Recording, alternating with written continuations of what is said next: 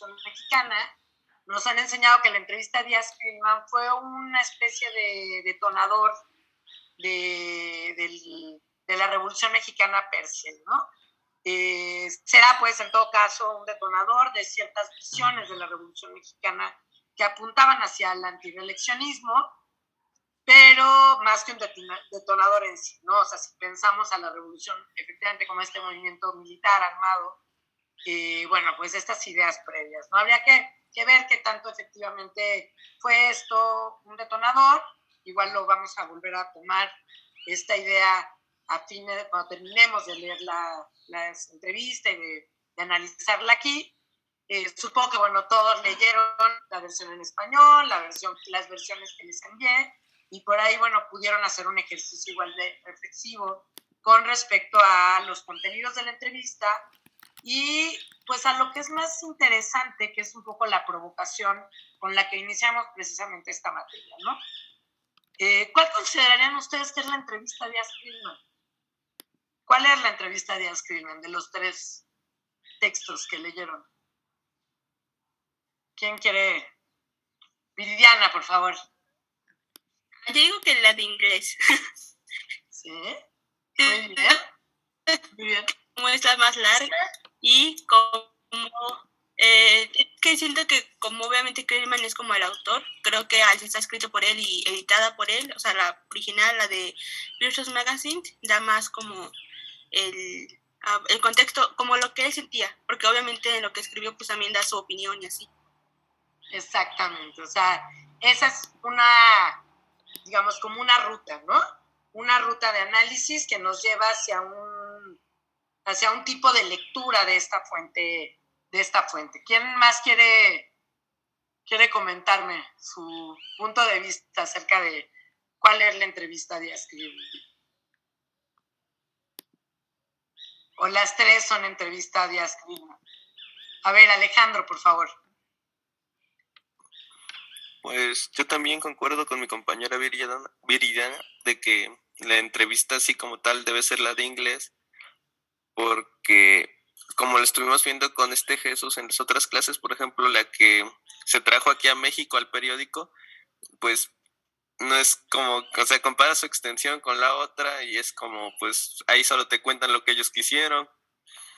Y luego también la traducción que hace de la UNAM en el otro documento que usted nos mandó, si bien es más extenso y es más fiel a la original, pues no viene como con toda la estructura que trae la de que está en inglés, que está con imágenes y todo esto que pone Creelman originalmente. Ajá. Ok, muy bien. A ver, ahí vemos como dos personas, Alejandro y Viridiana, digamos, que toman esta posición. No sé, Daniel.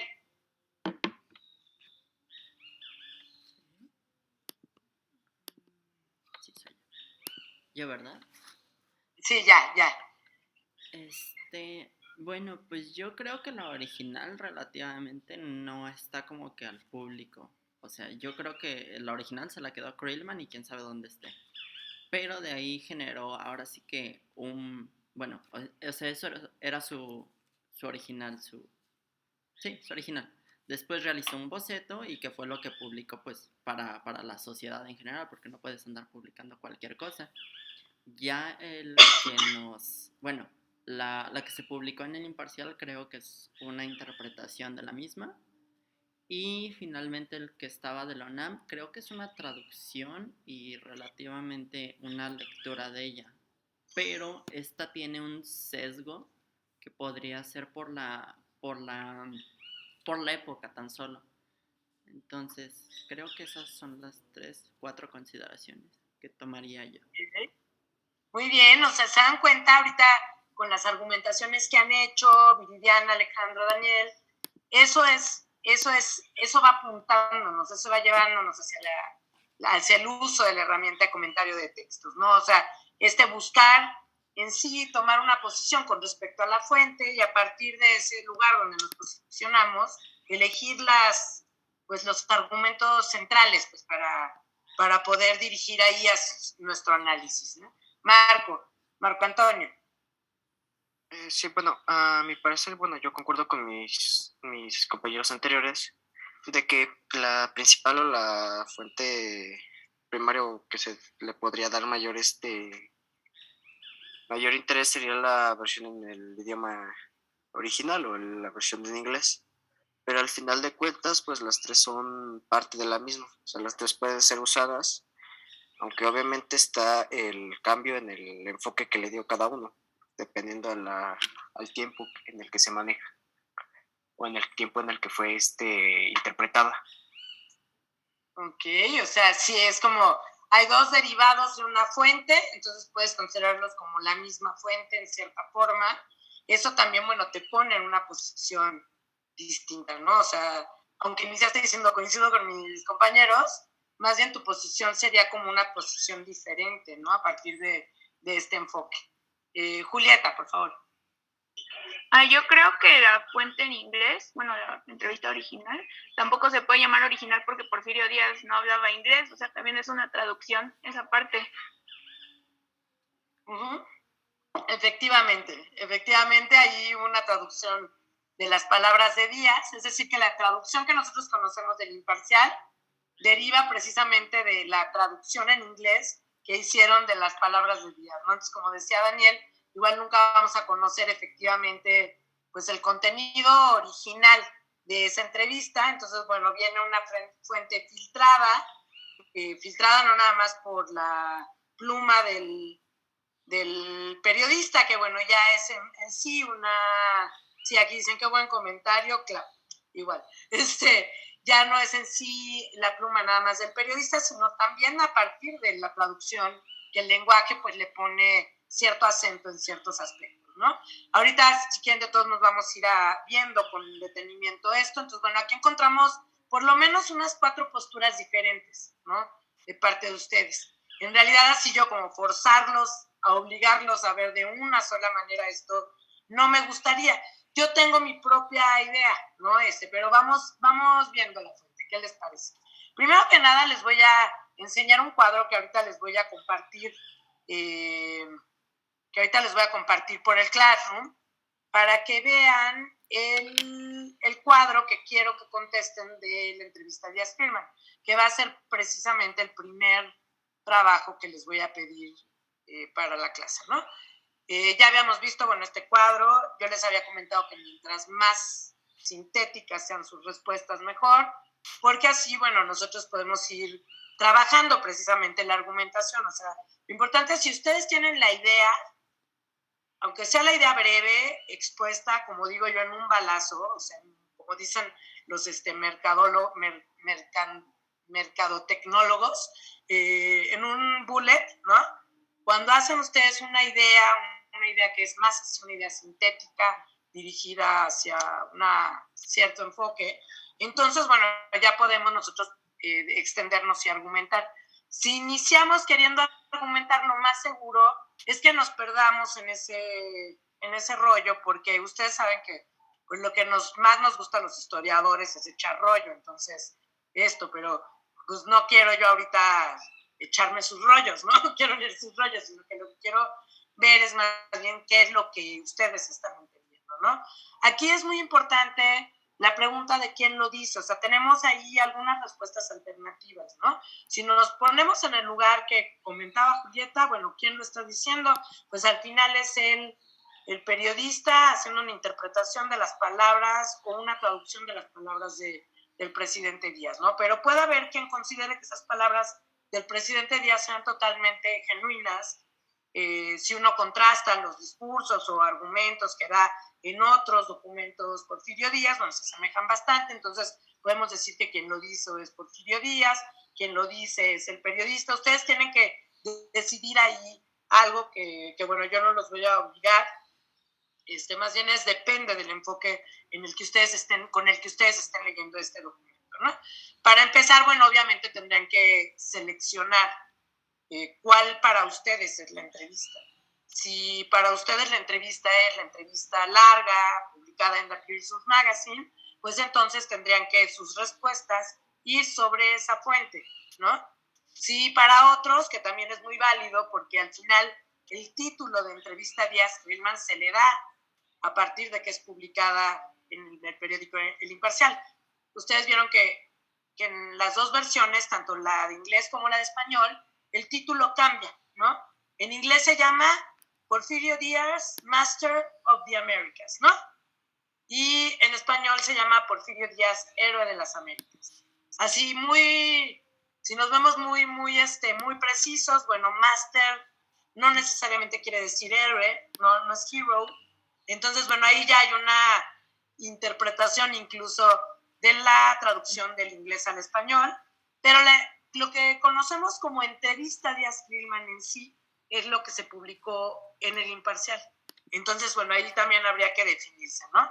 Y aquí la cosa es que ustedes como se decanten por una de las fuentes y a partir de esa fuente, bueno, vayan obviamente discutiendo con la fuente estas preguntas. ¿Quién lo dice? ¿Dónde lo dice? Que también es pues muy importante. Imagínense, no sé quién quiera ayudarme a contestar esta pregunta. ¿Dónde lo dice? ¿Yo? Sí, Diana. A ver. Yo diría, al autor yo sí pondría a Crillman, y el espacio-tiempo, bueno, es que lo pondría en Ciudad de México cuando lo escribe, pero editándolo lo pondría en Nueva York, porque pues es de ahí donde era él. De hecho, siento que sería eso. Y tiempo, pues sería 1900, bueno, la entrevista fue en el 1907, en noviembre, pero pues edita después, ¿no? Entonces yo diría que entre 1907 y 1908. Ok, efectivamente, o sea, puedes poner esto, incluso puedes poner ¿dónde lo dice? Lo dice en la revista Pearson Magazine, con fecha tal, lugar tal, bueno, y ahí ya acotas, ¿no? Exactamente las coordenadas espaciotemporales, y ahí, bueno, también pones a tu autor justo en ese contexto de la revista, ¿no? Si tu respuesta es la entrevista del periódico El Imparcial, es otra cosa, y puede ser que haya quien opine, ¿no? Quien tenga el punto de vista de que quien lo dice, de dónde lo dice, pues quien lo dijo, si estamos pensando en Porfirio Díaz, en realidad se dijo en México, en el castillo de Chapultepec, en la fecha exacta en la que Crillman entrevistó a Porfirio Díaz, ¿no? Y entonces ahí tienes dos actores, dos tiempos diferentes, dos espacios-tiempos y obviamente, tres impresos que no coinciden ni en tiempo ni en espacio, pero que, bueno, finalmente derivan de un mismo impreso, ¿no? De una misma fuente. Carol. Bueno, yo también en el tiempo y el espacio agregaría que se da en un tiempo donde Estados Unidos ya está interviniendo con otros países, ya está teniendo un interés, ya está promoviendo sus ideas de democracia y libertad, también en un tiempo donde se acerca la Primera Guerra Mundial y es importante para un contexto histórico. Ok, podemos irnos incluso un poco más allá y utilizar esta pregunta para argumentar acerca del contexto histórico, ¿no? La vez pasada, hace 3 clases, porque las últimas 2 clases se las dio Jesús, comentaba yo que los contextos también nosotros los elegimos como historiadores, ¿no? Entonces podemos pensar que el contexto es el contexto interior de la revista y entonces los datos editoriales, bueno, nos dan precisamente estas coordenadas. O como comenta Carol, si pensamos nuestro contexto como un contexto externo al producto, o sea, al producto editado, a la publicación, pues entonces vienen todos estos elementos de tiempo que son muy importantes para entender el contenido de la entrevista, ¿sí? Hacia dónde vamos apuntando, y ahorita lo vamos a ver con más detalle a partir de ciertos párrafos y elementos de las entrevistas. Díaz-Crillman, como digo yo, no solamente lo digo yo, también lo dice Mauricio Tenorio, o más bien lo dijo primero Mauricio Tenorio y luego yo se lo estoy copiando para no, porque me parece que sí es una buena forma de ver las entrevistas de Díaz-Crillman. A partir de ahí, nosotros ya empezamos a ver que cada uno de estos documentos presenta intencionalidades diferentes, ¿no? La entrevista de Pearson Magazine, que apunta hacia un público norteamericano, no recuerdo quién de ustedes lo comentaba hace unas clases, ¿no? Que justo era un dato que resulta totalmente relevante para comprender este tipo de fuentes, hacia qué público está dirigido. Y por otro lado, bueno, la entrevista publicada en el Imparcial, que está dirigida específicamente al público mexicano, ¿no? Entonces ahí hay un momento donde estos dos documentos se vuelven dos documentos con dos orientaciones diferentes. Incluso si uno lee, si ven, ahorita platicamos un poco más, el contenido de la entrevista publicada en Pearson's Magazine, es evidente que va dirigido hacia ese público con esta intención de dirigir un poco el voto, ¿no? De dirigir las opciones de voto de los norteamericanos que están justo en este contexto de elecciones en Estados Unidos, ¿no? Entonces, muy buen punto. Ahí yo lo que quiero es verlos a ustedes, ¿no? Insisto, ahorita no voy a decir una posición es más real que otras. Yo creo que esto depende de donde se estén posicionando como historiadores. En ese sentido, bueno, ustedes pueden ver como cada fuente, cada problema histórico nos presenta un poliedro, o sea, una figura geométrica compleja, y entonces con todas estas caras donde uno puede posicionarse para verlo y para comprender el interior. Viridiana, ¿querías comentar algo más? Sí, nada más que la revista era para republicanos. Creo que también es algo importante. Bueno, tenía que ver también con el presidente, con Roosevelt. Entonces creo que pues, también es importante porque la diferencia siempre, ¿no? La polarización entre demócratas y republicanos que ha habido en Estados Unidos. O sea, yo esto no lo sé, te pregunto, ¿era una revista publicada por republicanos, dirigida al Partido Republicano? Sí, por lo que yo investigué, sí. Era de republicanos, entonces por eso también tenía que ver con el presidente de esa época. Bueno, pues igual incluso esto entonces tiene que ver con un tejido más fino del comentario de ese texto, ¿no? Si uno tiene todos esos datos, como yo les decía, mientras más datos de contexto tengamos, más profundo podemos ir en el comentario, o sea, en el análisis de la fuente, ¿no? Pero bueno, eso dependerá de qué tanto buscaron o se informaron acerca de algunos de los aspectos que tienen que ver con estos documentos. Igual, por ejemplo, la gente que haya elegido, algunos de ustedes que hayan elegido irse sobre la entrevista publicada en el Imparcial, pues también comprender todos esos datos de contexto del Imparcial que son también muy interesantes, ¿no? Así como ahorita nos comenta Viridiana de los datos que nos ayudan a entender a esta publicación que no es familiar para nosotros. Bueno, ¿qué dice el texto? Ahí hay que encontrar pues, un argumento central. Obviamente, pues cuando el texto es breve, como el texto publicado en el Imparcial, pues ahí hay un par de párrafos de este texto publicado en el Imparcial que nos dan una idea de hacia dónde va el asunto, ¿no? De la publicación, no nada más de la publicación, sino también algunas ideas que lanza Porfirio Díaz, sobre las cuales obviamente pone toda la lupa la publicación. Pero si eligieron la entrevista publicada en la Pearson Magazine, pues ahí hay un montón de cosas. Ahí tendrán que encontrar principalmente un argumento que englobe todas esas cosas que se publican en esa entrevista, ¿no? Ahorita les digo que ahorita vamos con más detalle, ¿no? A ver ambos textos. ¿Cómo lo dice? Bueno, ahí ustedes también tendrán que elegir si es una crónica, si es una entrevista transcrita como crónica, si es qué otros recursos narrativos utiliza. Si ustedes pudieron ver en la versión en inglés, los giros narrativos, así los recursos narrativos de Klinman son súper vastos.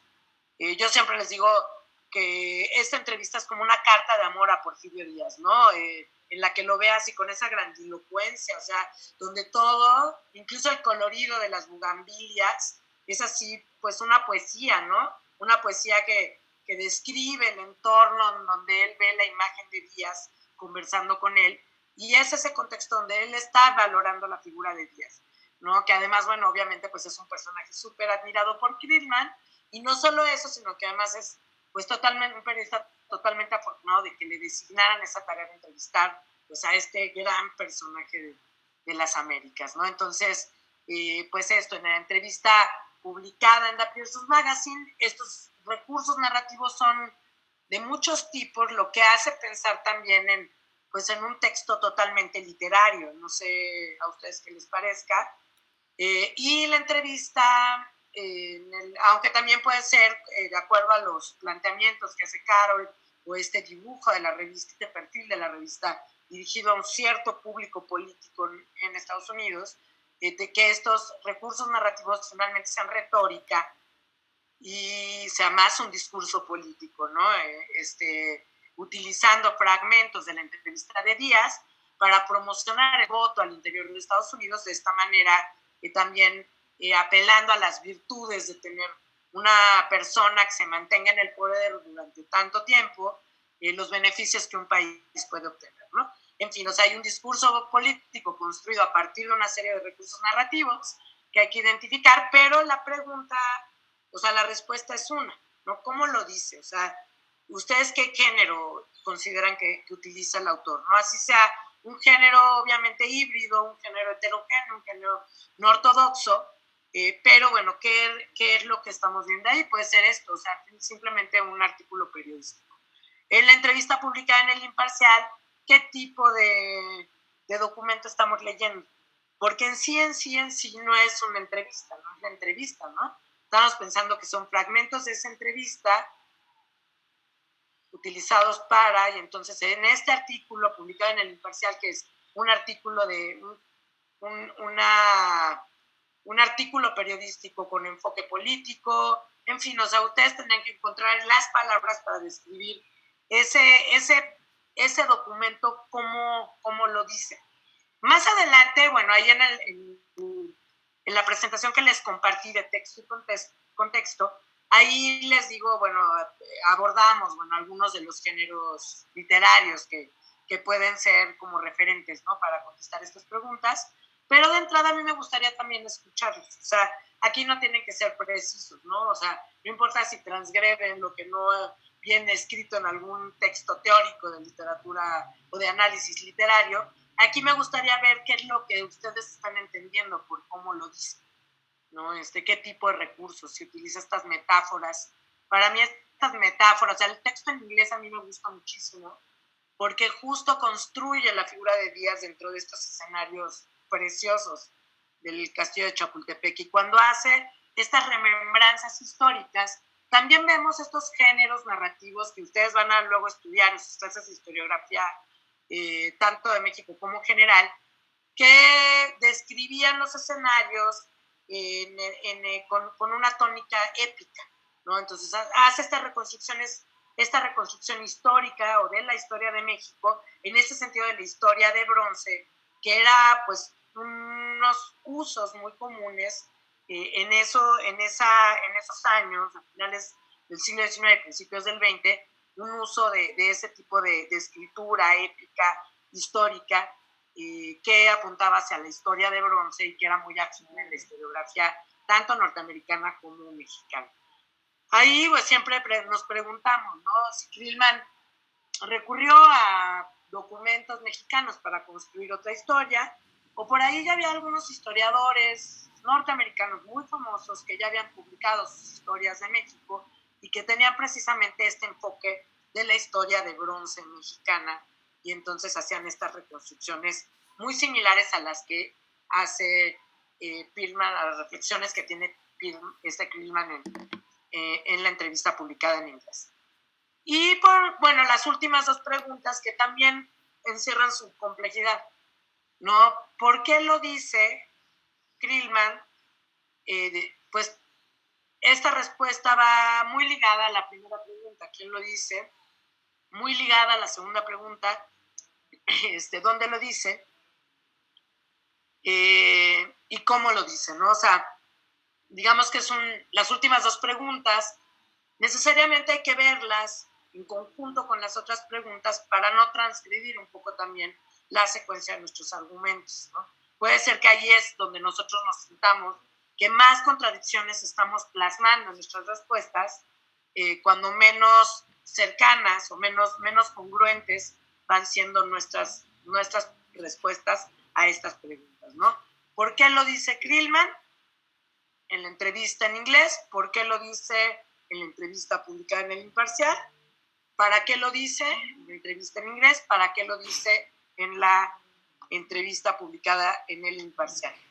Y como ustedes ven, bueno, no considero demasiado la entrevista publicada en español hasta ahorita, porque al final, en la época, las dos fuentes que podían resultar como complementarias o contrapuestas en sí son estas dos, no la traducción en español. Claro que cuando aparece la traducción en español, lo que nos preguntamos es la traducción del título,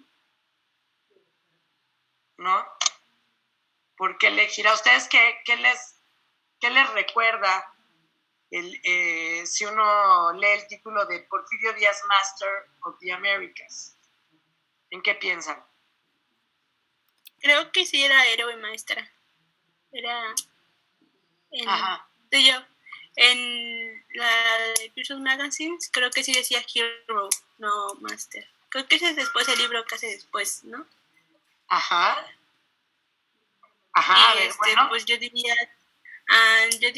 que es que yo siento que habla muy bien de Porfirio, ¿no? Y si entendí bien, también Porfirio hace la entrevista como para tener una mejor relación con los Estados Unidos, porque obviamente no por lo que han dicho de que Estados Unidos y el imperialismo que estaba empezando a hacer y que ya tenían otras partes del mundo, y pues Porfirio en ese momento estaba como intentando ayudarse con países de Europa para que dieran inversión y no tener que depender tanto, ¿no? Pero también sabe que al mismo tiempo no puede tener una mala relación con Estados Unidos, y más después de lo que hace en Guatemala, como las revoluciones que Estados Unidos intenta, ayudando a hacer en Sudamérica. Yo creo que tampoco quiere que se metan tanto en su gobierno. Entonces siento que también la entrevista es para no tener tan mala relación con Estados Unidos. Yo siento que para eso es. Y se pone como héroe. Yo siento que Krillman lo puso porque es que en toda la entrevista habla muy bien de Porfirio, lo describe como pues muy fuerte o así, ¿no? Entonces yo siento que es más como tal vez por respeto, yo siento que es por eso. Ok, muy bien, Viridiana. Bueno, igual ahí hay una lectura, ¿no? De esa posible traducción de esta palabra nada más, ¿no? Ahorita retomamos igual. Alejandro, por favor. Pues la traducción, según la que vi, como tradujeron, por ejemplo, más adelante sale el libro ya completo de Krillman, que si lo piensas bien, ahí tiene sentido lo que dice José Daniel, de que la entrevista original es la que Krillman escribió, y pues sí, más adelante saca un libro así completamente dedicado a sus aventuras en México, y la traducción que se hace de ese libro es Porfirio Díaz, el jerarca de México. Ajá, ok, el jerarca, así. Ajá. Pues sí está como, no vas a poner como héroe a Porfirio Díaz, porque apenas un tipo llegó y puso un libro llamado México Bárbaro, o sea, no. Bueno, es que espérate, sí, no, te estás adelantando, es que eso es muy importante. Eso es muy importante, es muy importante. Es que no vas a poner a Porfirio Díaz como héroe. Seguramente la entrevista sí la encargó Porfirio Díaz para, pues, como limpiar su imagen un poco de que le acaban casi de mentar la madre en otro libro, pero sería muy descarado, y para variar estás hablando de Krillman, que es un chauvinista más no poder, y si no fuera porque la cara de Díaz está llena de talco, lo hubiera maltratado por ser indígena. Entonces yo sí creo que lo más apropiado sí sería lo de jerarca de México, porque al final está hablando de que no, es que él está manteniendo México porque ya se mantuvo aquí 27 años y lleva las riendas y es pues el patrón de aquí. Nadie se la sabe como él. Ok. Ajá. Bueno, igual ahorita voy a retomar, por ejemplo, dijiste, o sea, la traducción podría ser máster, jerarca Y ahorita usaste la palabra patrón, que justo es la idea que a mí me da escuchar la palabra máster, ¿no? Pero sí, justo el tema viene porque es totalmente contemporáneo, ¿no? Del México bárbaro, y entonces lo que vemos en el México bárbaro precisamente sería como esto, ¿no? Como el máster, es un poco como el patrón, pero en el sentido obviamente no de construir a una figura épica, sino todo lo contrario, ¿no? Pero bueno, luego vamos a retomar varias de las cosas que dijiste, Alejandro. A ver, Edgar. Sí, pero bueno, creo que ha sido mi compañero Carol, creo. Carol, bueno, es que hay varios, entonces no sé, Carol.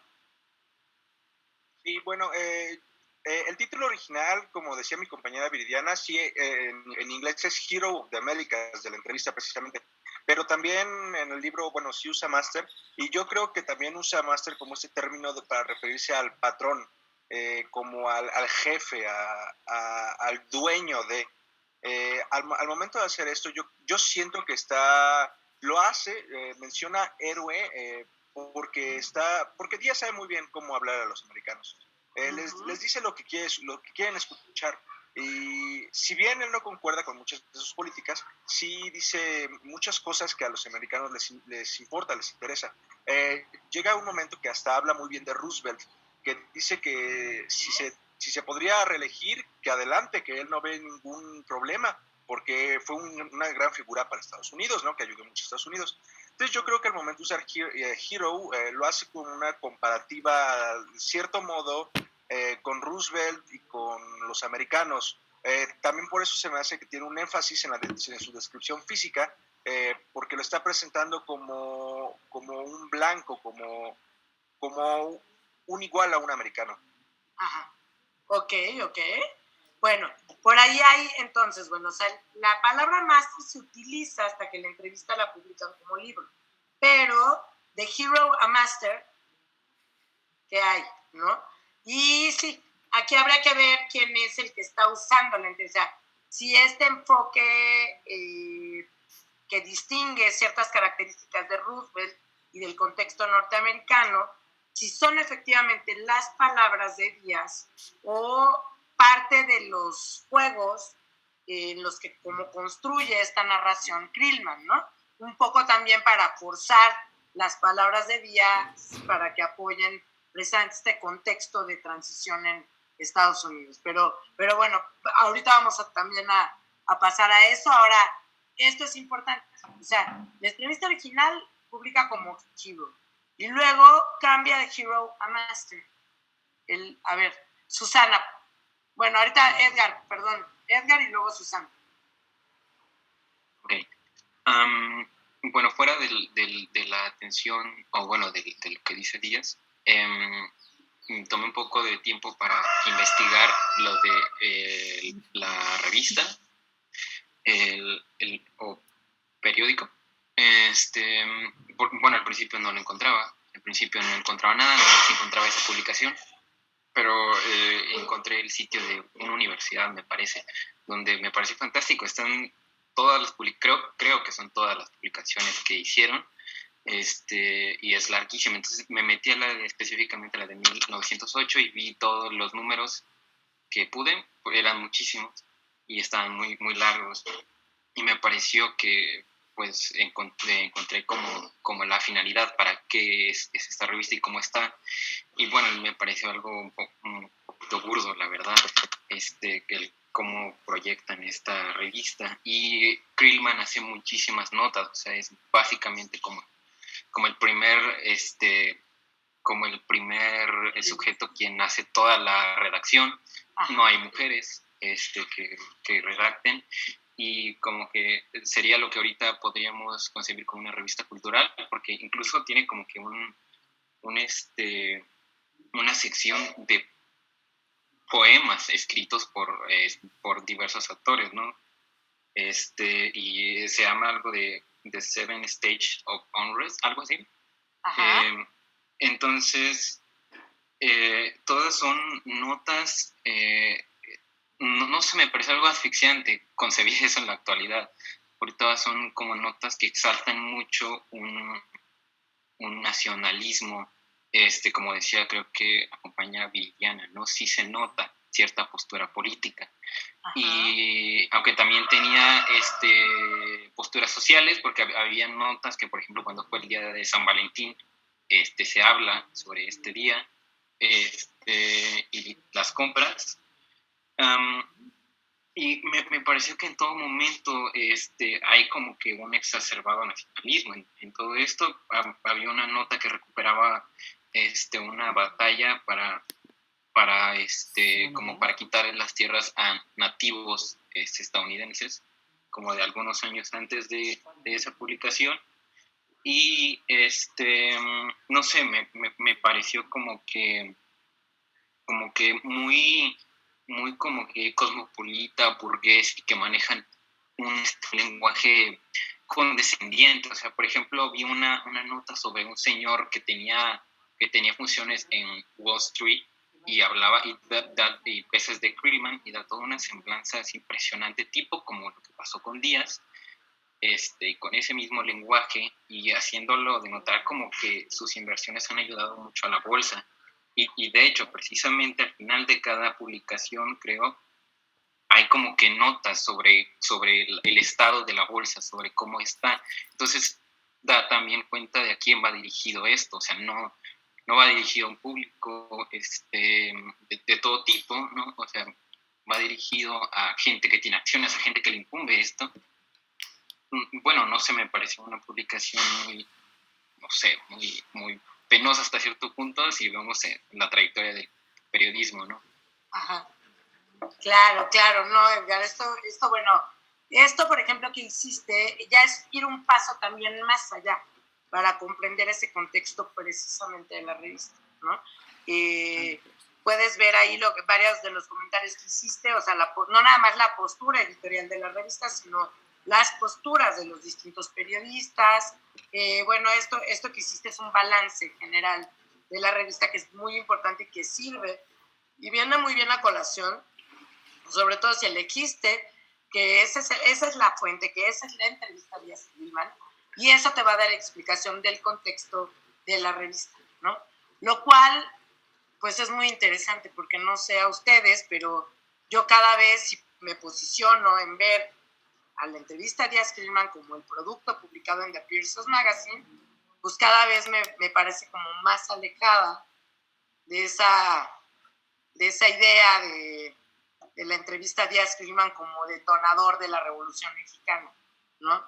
O sea, si la entrevista a Díaz Krillman estaba dirigida a un público norteamericano, si el contexto de esta revista justo abona hacia ese sentido y esa orientación, y donde el público mexicano no precisamente tiene una interacción con ese medio, ¿no? Entonces, esta entrevista nos dota de sentido una serie de acciones periodísticas dirigidas a este público norteamericano en este momento de las elecciones y de la coyuntura de las elecciones en Estados Unidos. Además, bueno, de varios de los aspectos que tú notaste.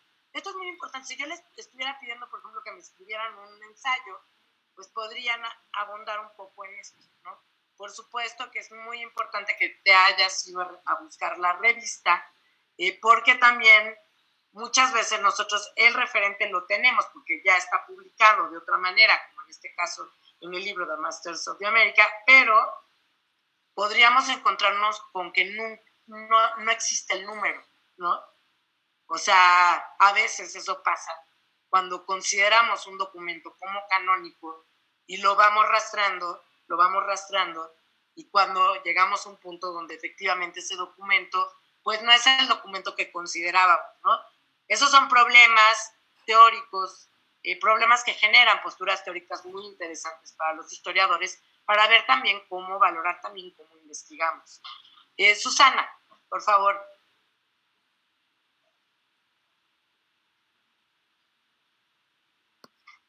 Perdón, está prendiendo mi camarita. Perdón, Susana. Hola. Sí, bueno, vi que, bueno, yo imprimí la entrevista en inglés las imágenes. Ajá. Y en una página viene una foto de Díaz y sí dice The Master of Mexico en su sigla oficial, ¿no? Aquí dice el Master of Mexico. Y pues la palabra master a mí me da una impresión de que se refiere, pues sí, como a patrón o a amo. Y creo que así se les decía a los patrones en las plantaciones de algodón. Entonces es como hay una red flag que me salta como de ¿por qué haces esta referencia? Bueno, ya había pasado la guerra de secesión en Estados Unidos, pero tengo entendido que hasta esa época aún había plantaciones de algodón con masters y pues, no sé, a mí me da como, no sé, una mala vibra que utilice esa palabra en especial para referirse a Porfirio Díaz. Claro, aunque sí había esclavitud en Yucatán, ¿no?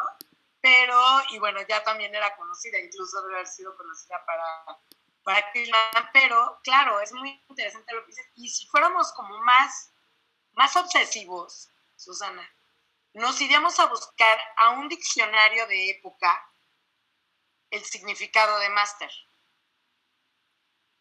¿No? O sea, porque a veces, bueno, efectivamente, el máster en ese momento, seguramente igual el referente es de la esclavitud en Norteamérica, en Estados Unidos. Y bueno, esto cómo va adquiriendo connotaciones diferentes de acuerdo a los usos, ¿no? Te digo, o sea, si fuéramos muy, muy, muy obsesivos, nos iríamos no a buscar el significado de máster ahorita, sino en un diccionario de este momento, sino en un diccionario de ese momento, donde, bueno, seguramente, pues, sería muy interesante, ¿no? Sería muy interesante ver si la definición de máster se asemeja a esto que nosotros podamos decir que estamos entendiendo. Sin duda a mí también me parece que decir máster es como hacer una alusión a eso, al dueño, al amo, no al amo, al dueño de México, al amo de México. No sé, pero va por ahí, efectivamente. Entonces, bueno, esto, o sea, si ven cómo cada uno tiene el foco puesto en ciertos aspectos donde si va uno agudizando la mirada, a lo mejor este diálogo entre las imágenes y el texto en sí, en la publicación de Masters of the America, de Pearson's Magazine, nos puede dar también una respuesta mucho más apuntada hacia el centro del argumento, ¿no? Para entender qué es lo que dice ese texto. Igual tenemos también que hacer este ejercicio intertextual que decimos, bueno, ya es como de conceptos más que vamos a ver más adelante, que vienen de posturas en las teorías literarias, en los análisis literarios, donde efectivamente, o sea, este análisis entre la imagen y el texto te arroja una serie de problemas en los que lo que tú ves no es necesariamente la coherencia entre el texto y la imagen, sino dos discursos diacrónicos que se encuentran plasmados como si estuvieran integrados. Aunque bueno, por lo que comenta Susana, igual esta idea de Porfirio Díaz como Máster de América sí coincide con la posición que están plasmando de Porfirio Díaz en la entrevista publicada en Pearson. Viridiana, Sumaya. Hola. Bueno, yo nada más quería como complementar un poquito por lo que hemos leído, que parte de esta entrevista, bueno, la importancia yo creo que radica en que muchos inversores americanos estaban poniendo, digamos, negocios, porque no lo considero como tanto un negocio, porque pues en un negocio hay como mutua remuneración, ¿no? Okay. Entonces, pero sí había americanos que invirtieron unas grandes sumas de dinero en territorio mexicano. Tenemos el caso de Sonora, donde había muchísimos indios yaquis que en un principio estuvieron trabajando para los americanos y después pues fueron esclavizados y llevados por días precisamente a Yucatán. Entonces, considero que la importancia de esta entrevista es precisamente para decir, hey, calma, hay un máster que tiene todo controlado, nuestras inversiones están seguras. Calma. Entonces, a mí eso es lo que me hace sentir, ¿no? Que eventualmente es como, ¿qué está pasando en México? Nos vamos, agarramos nuestras chivas y nos vamos un poco más abajo, ¿qué hacemos? Y es como, no, calma. Hay un máster que tiene todo en orden, tranquilos, miren, es guapo, mírenlo, está grandote, tiene una nariz y una cara y fíjense. Entonces, considero que es muy importante ver eso. Considero que es importante como pensar, justo si pensamos a quién va dirigido, pues no vas nada más a un estadounidense que quiere saber qué pasa en México para ver si se va de vacaciones, ¿no? Sino es para a ver si los inversores están seguros y pueden continuar invirtiendo o se van o vienen más o qué pasa. Entonces, sí, yo también estoy de acuerdo que el título de máster es como, hey, está el amo, y los tiene a todos aquí, tranquilos. Exacto. Entonces, sí está como rudo, ¿no? El asunto, pero pues es la verdad. No, es súper interesante. O sea, ven cómo puede haber un giro, o sea, por eso les digo, o sea, esta fuente, así la ven, la perciben como una figura geométrica, donde todos estos lados, pues en cierta forma tienen razón, se complementan, ¿no? O sea, todos estos lados, o sea, todas estas reflexiones que ustedes han tenido, que valoran un cierto ángulo de esta figura, todas apuntan hacia la fuente, ¿no? O sea, no son contradictorias unas con otras. Es muy interesante, o sea, está dirigido al público norteamericano, pero no a cualquier público, con esta orientación, o sea, el que por qué lo dice y para qué lo dice, tienes ahí la respuesta, ¿no? Y eso es también muy interesante, porque en cierta forma, pues también está dirigido entonces a un público mexicano que es afín precisamente de estas inversiones extranjeras, que quienes pudieron, obviamente, pues tener de alguna manera acceso, como imagino, gente como Francisco y Madero, o sea, gente que hablara varias lenguas, sobre todo los que vivían en el norte, que tenían como este contacto, la posibilidad de este contacto más directo con las publicaciones las publicaciones de Estados Unidos y los medios, ¿no? Entonces, esto que acaba de comentar Viridiana, le da un giro también muy interesante, ¿no? O sea, porque en ese sentido, bueno, también las imágenes las podemos ver complementarias, ¿no? De esta situación en la que están pintando a Díaz grandilocuente, ¿no? A este Díaz, obviamente no por ello menos admirado, pero sí hay un uso de la imagen muy puntual, acorde con el uso del contenido de esa entrevista, ¿no? Sí, y siento que se trata de pintar así como, mira, he's one of us, o sea, es uno de nosotros, calma, o sea, entiende nuestros intereses, ¿no? Y es por eso que es tan específico la descripción física, la descripción del lugar donde vive, porque justamente necesitan quitar de la mente del inversor estadounidense que es un país que no vale la pena, que es una tierra llana, sino como, no, aquí sí hay civilización, tranquilos, pueden venir y van a encontrar gente como aquí el señor presidente, que es un señorón. Una fina a nosotros, pues, que nos una va personaza, ¿no? ¿no? Somos de la misma clase, ¿no? Estamos iguales, nos pudimos comunicar adecuadamente, tranquilos, no hubo nada malo. Entonces siento que eso es importante ver cómo, por qué, o sea, muchos dicen es que por qué lo describe tan así, es que pues hay que pensar que en ese momento no había tanta difusión como ahora, ¿no? O sea, tú piensas en Trump y luego te viene la imagen, luego sabes cómo es, qué ruidos hace, qué aspavientos tiene, cómo es su cara, pero en ese momento sí se necesitaba una descripción que fuera más allá de una simple fotografía para saber cómo era el país tan extraño donde él había, todo lo que había recorrido para venir a este país tan extraño. Entonces es como, miren todo lo que traje, ¿no? Traje mucha información para que ustedes se proyecten y sepan que al venir aquí a invertir no van a tener tanta bronca, tranquilos, porque es importante.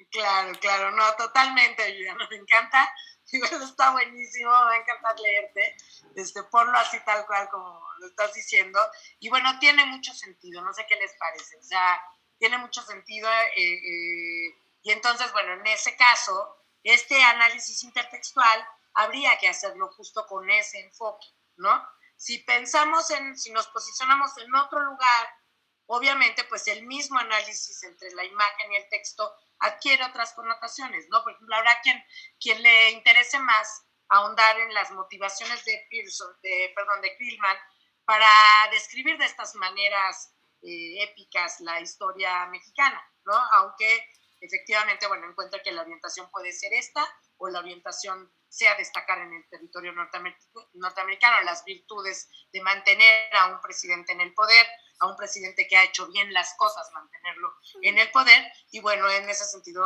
obviamente, dibujarlo, ¿no? Y si hacemos el ejercicio de hacer este ejercicio que estamos haciendo con la entrevista publicada en Pearson Magazine, pero con la entrevista publicada en El Imparcial, viene otras reflexiones y vienen otros juegos, ¿no? Igual, pues muchas gracias, Viviana, me encantó, está bueno. Bueno, como también me han interesado, obviamente, los otros puntos, los otros enfoques. Carol, ¿tú querías agregar algo? Sí, quiero agregar que justamente en una página menciona que bien podría simplemente poner una corona en su cabeza, que las elecciones se han vuelto una mera formalidad. También menciona de que México ha pasado de ser un país oprimido por la crueldad española, por su avaricia, y se ha hecho un país estable, pacífico, progresivo y que paga deudas. A mí se me hace muy importante eso porque da mucho contexto, justamente como lo decía mi compañera Viridiana, de los inversores. Ok. No, bueno, pues ahí tienen un gran trabajo. O sea, la radiografía de esta entrevista de la publicada en The Pearson Magazine tiene estos grados de complejidad, ¿no? Sin embargo, bueno, ustedes lo han ido apuntando, lo han ido dirigiendo, creo que con buenas, han sustraído del documento de información muy puntual. Entonces, si ustedes la plasman en un texto, si lo escriben, nada más tendrían que organizar esto para encontrar el argumento central, ¿no? De acuerdo, obviamente, a lo que cada uno esté buscando. Por eso les decía que cuando se contestan estas preguntas de comentario de texto, muy difícilmente unas se van a parecer a otras, aunque estén reflexionando desde el mismo punto, ¿no? Es muy difícil encontrar una parecida a la otra. Daniel. ¿Daniel? Sí, es que tenían la mano levantada. Sí, perdón, es que generalmente no tengo la vista de todos. Ajá. Pues yo no considero tanto que el enfoque fuese en relación a los inversores.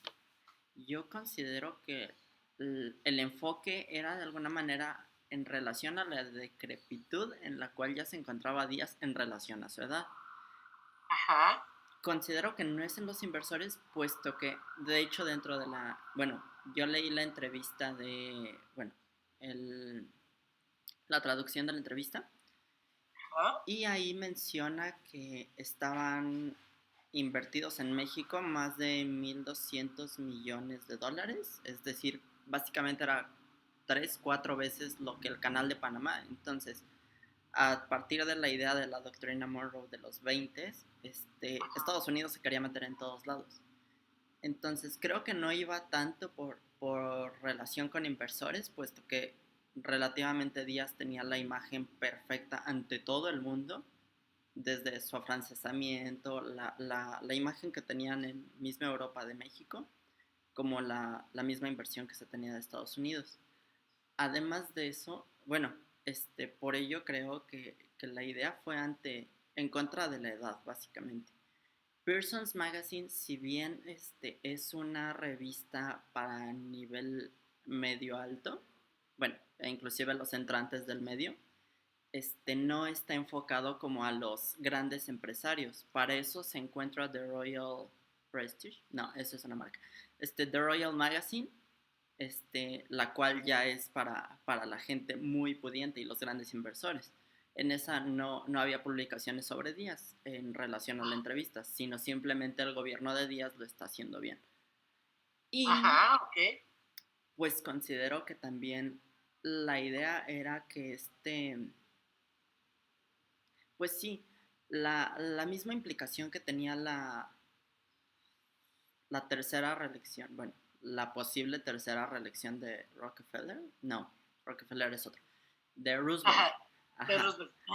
Ajá, en donde pues básicamente él le ponía un alto pues a los grandes, a Rockefeller, a Ford, a JP Morgan, a esos grandes. Entonces como que se buscaba de no vengan no estén invirtiendo aquí, sino que miren, o sea, si quieren hacer un monopolio, un oligopolio, como ustedes gusten, lo pueden hacer aquí abajo.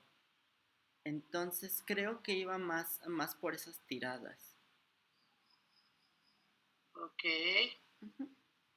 Ok, o sea, entonces, bueno, pues eso es una postura, por ejemplo, ¿no? Yo creo que tú estás viendo entonces esto como de manera integral, o sea, tanto el juego dirigido hacia los empresarios como el tema político unido, que bueno, eso finalmente potencia el argumento del por qué una reelección podría ser la ventaja o ventajosa ventaja en el mejor sentido, bueno, en el sentido político, pues, ¿no? De apoyar la posible reelección de Roosevelt, ¿no? Inclusive se podría ver, espere, veo mis apuntes. Ya, es que no me sé el nombre de las personitas impulsoras del Imparcial. Ajá, que se supone que era Rafael Reyes Espíndola, Delfín Sánchez Ramón y Tomás Brani. Bueno, así lo anoté. El principal era Espíndola, que era un empresario. Sánchez Ramón, ya venía como un rico a partir de la idea de que era yerno de Benito Juárez. Y el inversor, pues básicamente tenía eso mismo, inversiones dentro de, creo que el papel o algo así, algunas empresas de papel aquí en México. Y pues a los tres les ayudaba que la imagen de Díaz fuera buena. Entonces, además de eso, pues eran aristócratas casi, porque pues tenían la capacidad adquisitiva de ello. Y pues el objetivo de Pearsons, además de ser como que una empresa del gobierno, puesto que estaba subsidiada por él, por Porfirio Díaz, bien era como que un objeto de difusión ante las masas, puesto que era de igual manera como Pearsons, era tendiente a entrante de clase media y clase media alta. Mientras que la clase alta tendía a irse por otras revistas. Ok, bueno, ahí igual es esto, ¿no? O sea, toda esta información que tienes acerca de los sujetos en torno a, pues, esto que ya no podemos ver como un simple hecho, ¿no? Que hubiera sido, bueno, la publicación de la entrevista, sino ya en sí como un proceso que va dirigido, que va construyendo una opinión pública al respecto. Entonces, esto, bueno, te da otro contexto diferente. Pues todo esto que tú nos acabas de decir, Daniel, nos lo tendría que explicar de una manera muy sintética, ¿no? Para entender hacia dónde apunta tu argumento acerca de esta entrevista, ¿no? Porque, bueno, al final es una posición diferente de las que hemos escuchado, desde luego. Insisto, o sea, todo esto que ustedes han dicho no necesariamente se contrapone, ¿no? Algunas cosas se retroalimentan, otras nos hacen ver, como espejear un poco este trabajo entre el periodista que ya lleva una misión preconcebida cuando va a entrevistar a Díaz, y el producto obviamente de esa entrevista que finalmente, como bien señalaban desde el inicio, pues no sabemos efectivamente cómo fue. Un aspecto interesante de toda esta, pues de todo este análisis que hemos hecho así rápidamente y que seguramente ustedes lo van a atomizar de una manera muy precisa en las respuestas del comentario de textos, es estas frases que fueron las frases paradigmáticas de la entrevista, ¿no? ¿Cuáles fueron? ¿Quién me dice cuáles fueron desde el punto de vista de la entrevista recuperada por el Imparcial? Esas frases donde literalmente Porfirio Díaz se pone de pechito, si lo vemos así un poco como eso, expuesto, ¿no? Susana, por favor.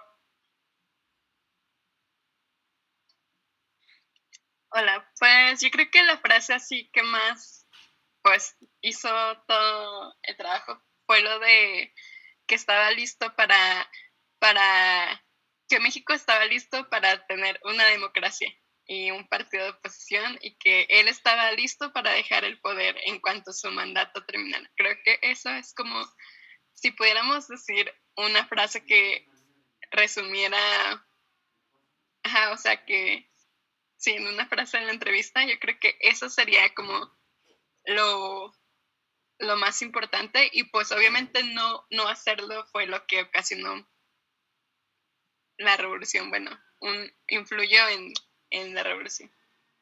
Efectivamente, o sea, esta frase de estas dos cosas, estos dos aspectos son los aspectos que vamos a encontrar luego retomados en otros libros, que son libros que también nos explican el pensamiento que se está gestando, en torno a la noción del antireeleccionismo en México. ¿No? Fernando, por favor. Gracias, Susana. Sí, totalmente. Ahora les voy a preguntar una pregunta difícil. Pero Fernando, por favor. Sí, yo creo que una de las frases que están en la entrevista que revela esta posición de Porfirio por dejar el poder, como se dice que se puso de pechito, es una que dice: no importa lo que al respecto digan mis amigos y partidarios, me retiraré cuando termine el presente periodo y no volveré a gobernar otra vez. Para entonces tendré ya 80 años. Exactamente. Y yo creo que ahí ya... Exactamente, ahí está él, ya planteando incluso este escenario que después va a ser como una de las grandes críticas al porfiriato, cuando hablaban de las gerontocracias, ¿no? Él mismo se pone en ese horizonte. Sin embargo, bueno, ya sabemos lo que ocurrió después, obviamente, ¿no? Eso no podía saberse en ese momento. Viviana, por favor, pero sí, gracias, Fernando. O sea, todos estos tres cuestiones, manténganlas así en el borde para ahorita retomarlas, ¿no? Juntarlas. Viridiana. Yo creo que algo también muy importante que como que detonó ese descontento social es que él acepta que hubo crueldad entre los de la clase baja, que él llama, que acepta que hay cierto tipo, bueno, yo no lo acepta que hay esclavismo, pero sí hay una parte donde dice que los indios necesitaban en esa violencia porque eran ignorantes y que necesitaban un amo y cosas así. A mí me parece que eso genera bastante descontento porque pues es necesario entender que todos venimos de ahí. O sea, que pues él no es como que fuera una persona de alcurnia que haya nacido en una casa buena y que tenga derecho a decir, no, pues los indios eran ignorantes. O sea, entonces eso siento que también el aceptar y el tratar de justificar todo lo que pasó durante su gobierno con las personas en el campo y demás, también eso pues obviamente hizo que los que ya tenían digamos que ya todos lo veían, pero nadie lo había sentado hasta que él mismo dijo, sí, hubo crueldad, pero pues era porque ahí están los resultados, o sea, sí, estuvo mal lo que hicimos, pero los resultados hablan por sí mismos. Entonces fue así como de, ¡ah! Lo hiciste a propósito, ¿no?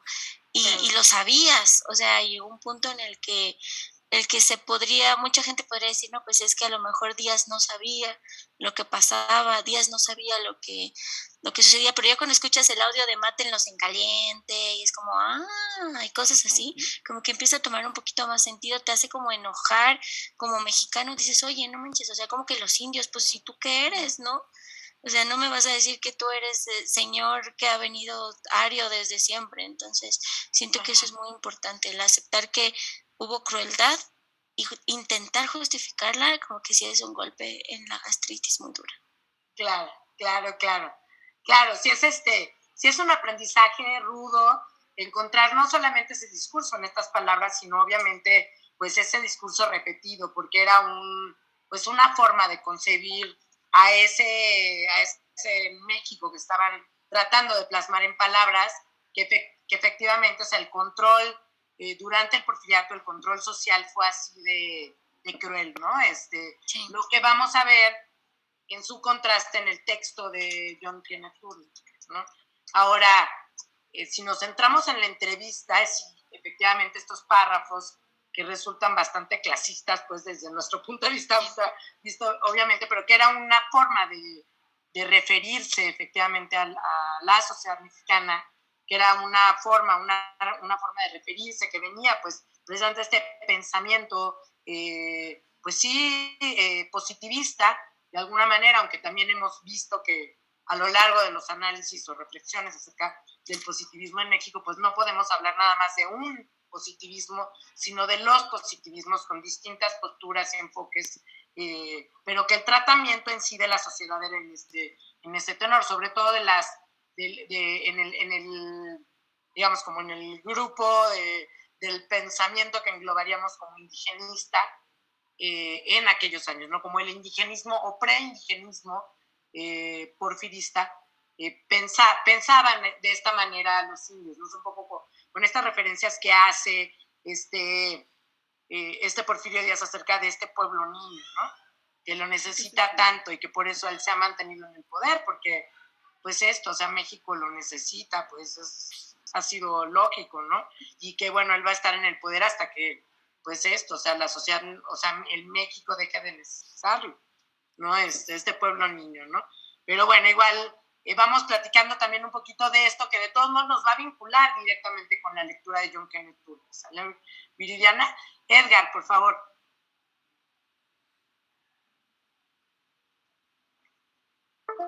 Ah, no. Creo que no, creo que era mi manita, perdón, no. Bueno, todo esto que han dicho es muy interesante, pero ahora díganme, o sea, la mayor parte del texto publicado en The Pearson Magazine no es una entrevista, ¿no? ¿O sí? O sea, ¿pudieron advertir esto? O sea, ¿qué tanto espacio del texto publicado en The Pearson Magazine es la entrevista? Más o menos la mitad. La mitad del texto publicado, yo pensaría que menos, pero bueno, la mitad es bastante, pero es la mitad, ¿no? Carol, por favor. Bueno, yo veo que la parte de la entrevista es breve, la veo como breve y se dedica más a exponer a Díaz como un héroe, a contar sus historias y todo esto. Entonces, la parte de la entrevista en sí se me hace una entrevista corta. Exactamente. Marco Antonio. Bueno, concuerdo con Carol de que la parte de la entrevista es un poco menos o muy, muy pequeña y más que nada da como que un mayor panorama a lo que es cómo está estructurada un poco la sociedad aquí en el país y también un poco de la biografía o de los pasados del propio Díaz. Efectivamente, o sea, este ejercicio pueden hacerlo. Si quieren, de aquí al jueves háganlo.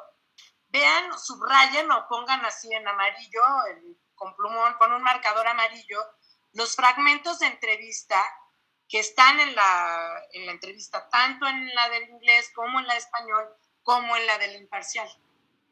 Y vamos imaginándonos qué fue lo que le preguntó Krillman a Díaz.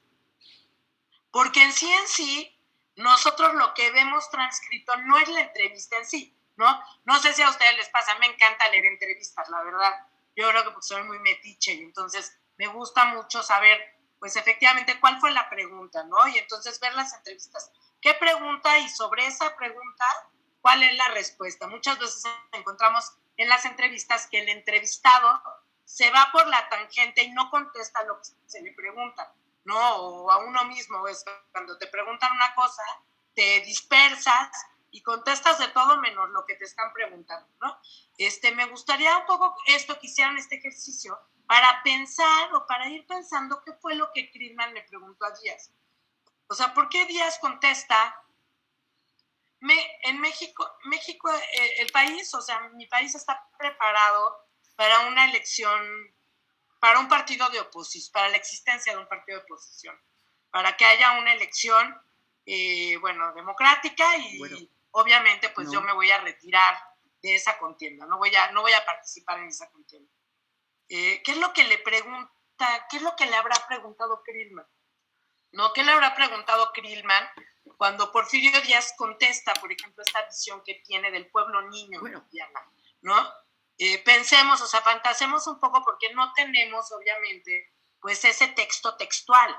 O sea, no hay, hay a lo mejor algunas alusiones como la redacción final de la entrevista, es más como una crónica, incluso tiene este tono con los dibujos y con las imágenes de crónica de viajes, ¿no? Que si uno lo pensara en ese sentido también podría ser la crónica de un viajero fascinado por la grandilocuencia de Díaz, pues así vio la historia mexicana y el momento presente de México, ¿no? Pero, ¿qué le habrá preguntado Krillman? O sea, ¿ustedes creen, o sea, por qué creen que fue una inocentada de Porfirio Díaz contestar eso? O sea, esa respuesta que da Díaz va a aparecer en el prólogo de la Asociación Presidencial, va a aparecer en las referencias de varios de los escritores más importantes de este pensamiento antireeleccionista, liberales, incluso los magonistas. Esa frase de Díaz la van a recuperar y la van a meter a sus textos utilizándola de distintas maneras, ¿no? O sea, es tan importante, es tan impactante escuchar o leer, no, bueno, más bien leer las palabras del dictador, del gran Porfirio Díaz, asumir que está preparado para retirarse del poder de esta manera tan declarada. Eso fue lo que dijo. O sea, esa frase que nosotros conocemos de la entrevista publicada en El Imparcial, la dice de la misma manera en la entrevista publicada en inglés. Les voy a pedir que ahí hagan un rastreo, ¿no? O sea, no que me lo contesten ahorita. Rastreen estas porciones de estas declaraciones de Díaz que se convierten en las declaraciones que son como el polvorín, la pólvora, ¿no? Que son la pólvora de la cual se valen distintos autores, luego ya les platicaré quiénes, entre otros, obviamente Madero, para plantear públicamente su postura en contra de la reelección de Díaz, ¿no? Obviamente asumiendo, cuando todavía no estaba en el horizonte llevar a cabo una revolución armada, asumiendo que Díaz está siendo honesto en ese planteamiento que está haciendo en la revista, ¿no? ¿Ustedes qué creen? O sea, para un viejo lobo de mar del nivel de Porfirio Díaz, era una inocentada plantear eso, lleva jiribilla. ¿Dónde está el juego de las palabras? ¿Quién está hablando por Díaz? Si se publica en El Imparcial, pues obviamente no estábamos pensando en un periódico opositor a Díaz, ¿no? Pero lo publican en el Imparcial. De ese párrafo que sustraen de la entrevista, donde viene esa frase, ¿cuál es el resto? ¿Qué dice el resto del párrafo? ¿No? Fíjense en estos detalles, que los comentaremos obviamente el jueves, pero fíjense en estos detalles porque lo que vamos a hacer ahorita es tejer un poquito más fino con respecto a esta idea de la entrevista a Díaz-Krillman como un antecedente de la Revolución Mexicana. Hasta ahorita todo lo que vimos, ¿no? Si nos posicionábamos en este lugar donde The Pearson Magazine tenía todas estas posibilidades de incidir en ciertos públicos y con ciertas temáticas en Estados Unidos y también en México, retrotrayendo algunas de los imaginarios más potentes en torno al porfiriato y al porfirismo. ¿Qué es lo que... ¿Cómo vemos a Díaz? O sea, si lo que se recuperó después en la entrevista publicada en El Imparcial, a la que hay que ver también con lupa, háganle una disección a esa entrevista después de haber visto esta gran entrevista, este gran texto publicado en The Pearsons, háganle esta disección del texto publicado en El Imparcial.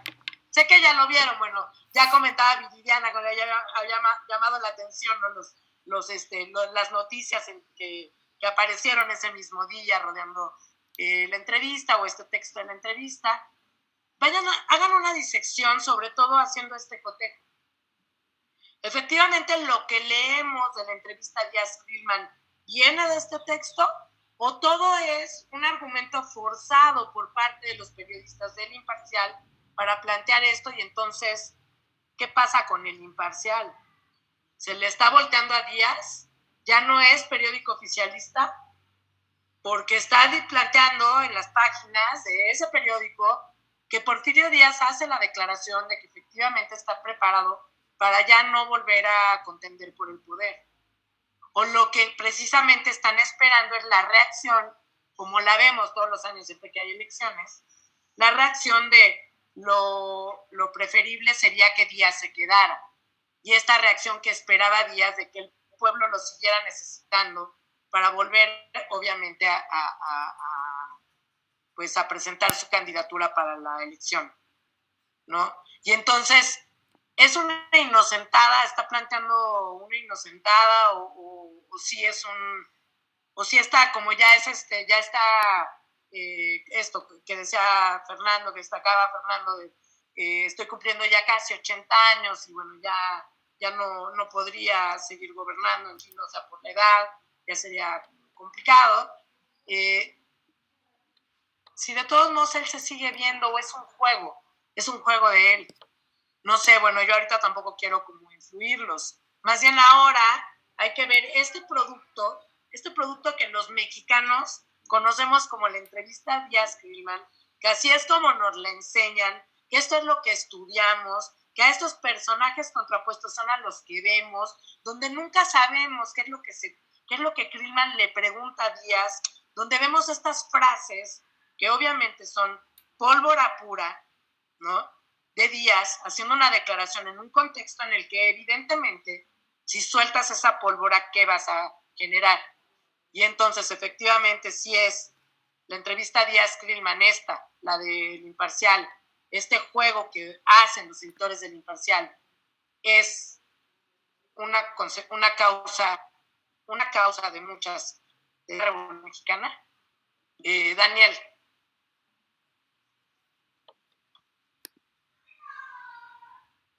Perdón. Tal vez como estratega que era Porfirio Díaz, podría identificar que la publicación del Imparcial sería como la búsqueda de mostrar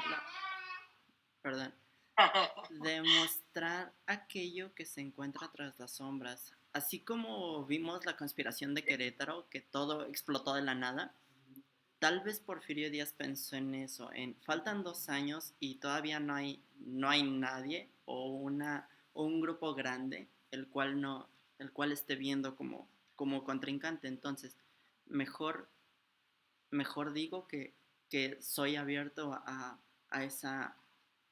esos grupos de oposición en los cuales pues me permita conocerlos, me permita analizar a mi enemigo y me permita tal vez sofocarlo de algún modo. Claro, Daniel, aunque ahí hay un punto importante que es que Díaz sabía perfectamente quiénes eran sus opositores. De hecho, hasta ese momento no había perseguido a Madero, hasta ese momento, que es el momento en el que él publica la Asociación Presidencial, utilizando en el prólogo la frase de la entrevista Díaz-Creelman, y lo mete en la cárcel, ¿no? Y en ese momento, bueno, empieza otra parte de este importante proceso. Sin embargo, creo que tú tocas un punto que es importante, que es muy importante, que es cuando ustedes lean esta entrevista, la que se publicó en el Imparcial, y vayan subrayando las partes que les parezcan más enigmáticas, las más difíciles de amarrar hacia simple vista, a lo mejor ahí en esos silencios donde se dice y no se dice, que es precisamente en esos silencios donde luego encontramos la mayor riqueza en las fuentes históricas cuando estamos haciendo nuestras investigaciones. A lo mejor si ustedes encuentran en estos espacios, en estos silencios de lo que no dijo, a lo mejor ahí encuentran la respuesta, ¿no? No tanto en la expectativa de no tener una reelección, o sea, Díaz tenía prácticamente casi una década persiguiendo opositores, ya sea matándolos o encarcelándolos. Eso, bueno, era un riesgo que corrían obviamente todos los que eran detractores del porfirismo y se las daban pues de hombres muy valientes, obviamente, exiliándolos también, efectivamente, Susana, ¿no? En fin, o sea, pregúntense estas cosas, ¿no, Daniel? O sea, en estas partes que les resulten más, donde no es evidente, o casándose con sus familiares también, ¿no? Que, donde la respuesta no es nada evidente, ¿no?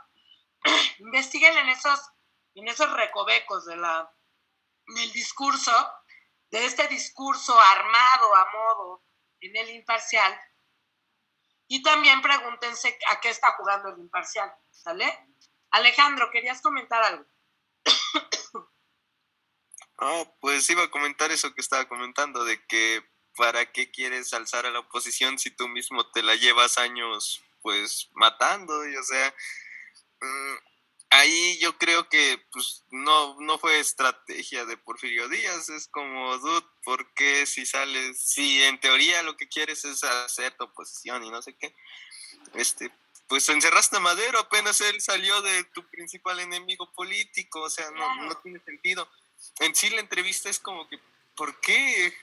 ¿Por qué se da Puede que la haya hecho de encargo y como está esta onda de que los gringos tienen miedo a que, no sé, Porfirio Díaz agarre las ondas monarcas y y a él se le hace más fácil decirle aquí a Krillman que Krillman también está de chocoso todo el rato con que los mexicanos no se pueden hacer república porque somos de sangre de esclavos, tenemos que ser por siempre pues ahí con los monarcas. Porfirio Díaz igual y ahí también le agarra el coraje y le dice, no, ¿sabes qué, vato? Sí vamos a hacer república. O sea, tú no sabes cómo funciona México, esto sí se va a volver república, pero lo dicen ahí en ese momento de decirle a Krillman, porque pues, ¿por qué? ¿Por qué vas a decir eso? Simplemente no hay mucho sentido en lo que pasa ahí. No, claro, pero entonces, por favor, o sea, hagan este ejercicio, busquen estas frases, estos fragmentos, búscanlos en la entrevista larga, Alejandro, ¿no? Porque puede ser, ahorita se me ocurrió escuchándolos a ti y a Daniel, que a lo mejor como estratega grande que era, o sea, que era un tipo que sabía perfectamente de retórica, de estrategias discursivas, lo que él esperaba era que justo si lanzaba la piedra, si lanzaba la jiribilla, iban a salir de debajo de las piedras todos los opositores a los que les podía caer encima, que hasta ese momento no sabía, como fue el caso de Madero, ¿no? Claro que sabía que Madero era un opositor a la reelección, pero no sabía la potencia que podía tener el pensamiento de Madero hasta que Madero publica, a partir de esas declaraciones de Díaz, la sucesión presidencial. Que ya la veremos, ya veremos la sucesión con detalle, ¿no? Pero a lo mejor era un poco esta estrategia. Bueno, veamos a ver entonces quién sale de debajo de las piedras, ¿no? Igual, veámoslo. Pero lo que me interesa, bueno, perdón, ahorita Carol también levantó la mano otra vez y Fernando otra vez. Carol. Bueno, sí, iba a comentar que justamente en la entrevista Díaz dice todo esto para tranquilizar a los americanos. Desde mi perspectiva, yo creo que lo dice para tranquilizarlos, para dar lo que está entendiendo, porque se ve que sabe lo que ocurrió en Cuba y en las Filipinas, por ejemplo. Entonces yo creo que sí está diciendo eso para tranquilizarlos, para que no hagan lo mismo. Ok, bueno, pues vamos a ver entonces si efectivamente constatamos que en esa síntesis de la entrevista que publica el Imparcial con algunos aspectos que le parecen más relevantes, ¿no? Hay que ver, bueno, aquí Alejandro dice, yo también creo que es más para los norteamericanos que creo que es para los americanos, jamás imaginó que los mexicanos se la creyeran, ¿ok? Bueno, igual vayan pensando en eso, lo de si hay un archivo secreto de Krillman, no lo sé, Susana, o sea, no sé si por ahí nos ha fallado el olfato a los historiadores, algunos de ellos que han sido así muy obsesivos de investigar la entrevista de Krillman, y nos ha fallado un poco el olfato de saber hacia dónde buscar, pero pues igual échense un clavado ahí no sé, en el Departamento de Estado, ahí en la Biblioteca del Congreso, investiguen ahí, a lo mejor hay algún archivo en The Pearson's Magazine donde vengan algunos documentos que no salieron publicados textualmente, así como a veces nos encontramos los negativos de algún fotógrafo así, que es una joya, igual a lo mejor hay algo ahí, que yo sepa no, pero no lo sé. O sea, no lo dudo tampoco. Que dice, surge una novela como El Código Da Vinci, pero que pues ya van, empiecen a escribirla. O sea, la verdad es que sí, Viridiana, a ver, bueno, le doy la palabra a Viridiana y ahorita cerramos la clase. Viridiana. Bueno, nada más rápido que decir que, pues aparte recordemos que Estados Unidos no es cualquiera, o sea, no es como porque somos compas, sino porque le debemos un montón. O sea, si alguien financió la guerra de reforma, pues fue Estados Unidos. También tenemos que justificar qué se está haciendo con ese dinero que nos dieron para la libertad del imperio de Maximiliano. Entonces, no es que nada más tenga que hablar por hablar, sino todavía se le debe, todavía se tiene que justificar qué es lo que está pasando con su inversión en la libertad de México. Sí, es importante considerar que es como, mire, patrón, sí estamos funcionando, no se espante. Claro que sí, Viviana. La verdad es que, o sea, ha sido pues súper interesante escucharlos. Justo por eso les decía, o sea, que al final la dinámica de esta clase también se da mucho en función de, pues, de estas distintas visiones que ustedes han aportado para entender que, insisto, ya no es un hecho, o sea, ya no es el hecho de una entrevista publicada que hemos visto de esta manera convencional para explicarnos los orígenes de la Revolución Mexicana, sino un fenómeno mediático que nos hace pensar en todas estas aristas posibles, tanto de públicos como de sujetos, como de personajes y de horizontes, y que podemos entender obviamente si buscamos, si tejemos fino en los usos del periodismo, los usos del discurso periodístico, ¿no?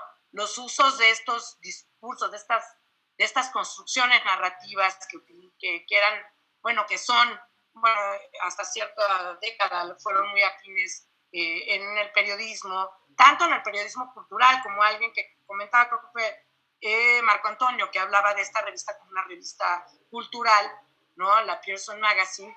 Pero entonces vamos a ver estos usos periodísticos, ¿no? Estos usos del periodismo. Me interesa mucho que hagan este ejercicio entonces, les pido. Tomen las dos entrevistas, vean primero qué tanta porcentaje de los textos es entrevista, también de la entrevista publicada en El Imparcial.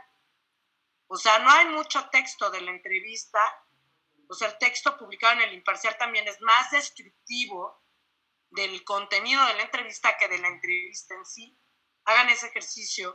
Y por otro lado, busquen estas frases paradigmáticas o estos párrafos que transcribe El Imparcial, búsquenlos en la entrevista larga de The Pearson Magazine. ¿De acuerdo? No sé, bueno, para mí ha sido una clase súper rica. Por ahí quiero dejarlos, porque el chiste en sí de este tipo de análisis es también, pues eso, o sea, dejarlos con la provocación, ¿no? La idea de, o sea, yo les decía en la primera clase, o sea, ustedes llegaron felices y a partir de ahora a lo mejor ya van a ver que estas complejidades de pronto no los hacen tan felices, pero sin duda alguna son un reto intelectual que para nosotros los historiadores, bueno, pues resulta por supuesto el pan nuestro de todos los días, ¿no? De acuerdo, o sea, ahorita porque estamos analizando, reflexionando acerca de la entrevista a Díaz Krillman, pero de acuerdo a lo que estemos investigando, generalmente se nos plantan enfrente fenómenos similares con las fuentes, ¿no? Donde tenemos que ir buscándolas hacia atrás, viendo quién las dijo, si fueron una construcción ya de alguien y ya no encontramos la fuente original, como en este caso en la entrevista. En fin, o sea, hay varios puntos que hay que reflexionar para ir obviamente profundizando, y ustedes todo esto lo van a ver con muchísimo detalle en sus clases de historiografía, ¿no? Sin embargo, lo que acaban de hacer todos es precisamente empezar a hacer un comentario de textos. O sea, ahí donde se empezaron a hacer estas preguntas fundamentales para hincarle el diente al texto y saber estas cuestiones que no son evidentes a simple vista, como lo acabamos de ver, ¿no? La entrevista a Díaz Krillman no es lo que nos han contado, para empezar. Es otra cosa, fascinante sin duda, pero es otra cosa, ¿no? Entonces, bueno, vamos a terminar. Daniel, ¿querías comentar algo? Sí, ¿a qué se refería con el trabajo de selección de fuentes de memórica? ¿A qué me refería con el trabajo de qué, perdón? De selección de fuentes de memórica, con el que inició la clase. Ya ven que yo les pedí la segunda clase, que estuvimos viendo la plataforma de Memórica, que se inscribieran como usuarios métanse como usuarios, porque como usuarios ustedes pueden generar su propia colección. Entonces, bueno, de acuerdo al tema que les interese, ahí sí, pues yo no puedo dirigirlos, ¿no? Por ejemplo, si a alguien le interesa la historia de las mujeres y busca mujeres en Memórica, les van a aparecer, pues no sé, 700 documentos. De esos 700 documentos, a lo mejor ustedes dicen, puede ser muy interesante entender la vida cotidiana de las mujeres en cierta época o a lo largo de distintas épocas. Y entonces pueden hacer una colección particular con esas fuentes, ¿sí? Nosotros lo que hacemos en Memórica cuando los usuarios generan una colección de fuentes es que posterior a la publicación evaluamos y si la colección de fuentes es así muy buena y viene acompañada de un buen texto, la publicamos como colecciones en los temas, en temas de comunidad, ahí viene. O sea, si ustedes se meten a Memórica, le pican donde vienen las pestañas temas, en temas les van a aparecer temas de Memórica, temas especialistas y hasta abajo comunidad. En comunidad, píquenle y ahí están las colecciones creadas por los usuarios, ¿sí? Ahí vamos nosotros como viendo fuentes. O sea, lo que yo quiero ahorita obviamente no es nada más que se inscriban como usuarios a Memórica, ¿no? Sino que ustedes vean fuentes de acuerdo a sus intereses. Pueden ser, no sé, la pintura virreinal o Francisco y Madero, o no sé, o los hermanos Flores Magón, en fin, o sea, como intereses que ustedes tengan, o el grabado en México, la fotografía, ¿no? Fotografías de ciertos temas. Ahí ustedes, bueno, van a ver. Si quieren, primero métanse efectivamente a temas comunidad y vean lo que los usuarios han hecho, ¿sí? Ese es un primer trabajo que les decía, es como una provocación para que empiecen a ver fuentes, a leerlas, a verlas, a saber cómo armas un cuerpo de fuentes que te sirva para sustentar una temática específica, ¿sí? Ok. Bueno, de todos modos, yo si quieren les pongo el documento para más descripción, más detalle. Se los pongo en el Classroom hoy en la noche, ¿sale? Igual que también les comparto ahorita este cuadro, que no sé en qué fecha tenemos, pero luego lo veo con Jesús, para entregar ese cuadro de comentario de textos como primer trabajo parcial. No recuerdo cuál es la fecha de entrega del primer trabajo parcial, pero la reviso y bueno, pues ese cuadro es el que tendrían que contestar como primer trabajo parcial, ¿sale? Así, insisto, con frases breves, muy puntuales, ¿ok? Bueno, pues muchas gracias a todos, muchachos. Nos vemos el jueves. Hoy es martes, ¿verdad? Sí, el jueves. Y pues muchas gracias por todo y bueno, pues muchas gracias por esta participación que fue de verdad estupenda. Y bueno, es en este diálogo donde pues, nos vamos conociendo, aprendiendo también y haciendo también más fácil la vida académica virtual, ¿no? Entonces, pues vayan a hacer su ejercicio, a ver qué les falta, ¿no? En una de esas, el imparcial publicó lo que quiso, inventó lo que quiso, ¿vale? Bueno, nos vemos, chicos. Gracias Jesús. Hasta luego, maestra. Gracias, Profesora. Hasta luego, Jesús. Gracias a ustedes, por favor. Hasta luego. Gracias.